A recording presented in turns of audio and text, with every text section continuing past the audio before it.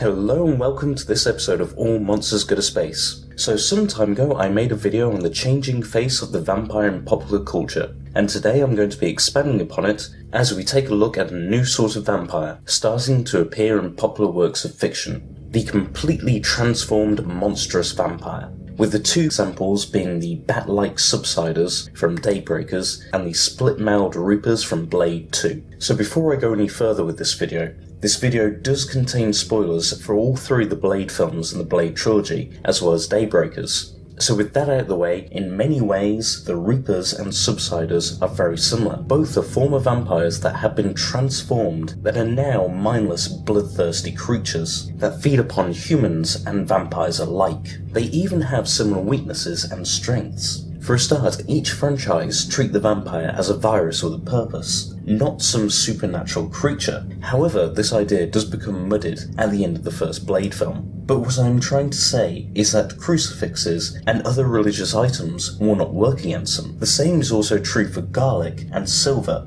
But for each, sunlight is still a problem, and decapitation and a stake through the heart are a surefire way to kill them. But here's where the similarities end, as the Subsiders are a natural result of a vampire going without blood for an extended period, or in some cases feeding upon itself, slowly transforming it over time, which begins small with the transformation of certain features, like the elongating of ears, until the humanoid bat hybrid is fully realised, whereas Blade's Reapers are the result of the vampire nation experimenting with the vampire virus, trying to remove any weaknesses, with Patient Zero being the vampire known as Nomak, who though had the same physical characteristics as the other Reapers, retained his mind. Now let's move on to biological characteristics. The Subsiders from Daybreakers are somewhere between bat and man, as we have previously stated, with their arms becoming wings, as well as their ears becoming elongated and their feet becoming more like talons. They also gain an emaciated look and appear to lose all, if not most, of their body hair. As for the Reapers, they share this hairless, emaciated look, but the most notable change is to their mouths, which split down through the chin and open out, making for a much stronger bite. This bite contains an anesthetizing agent, which is secreted when feeding. But the worst part of their mouths is their tongue, which contains barbs and tendrils to inject the Reaper virus. But things only get stranger as when they feed,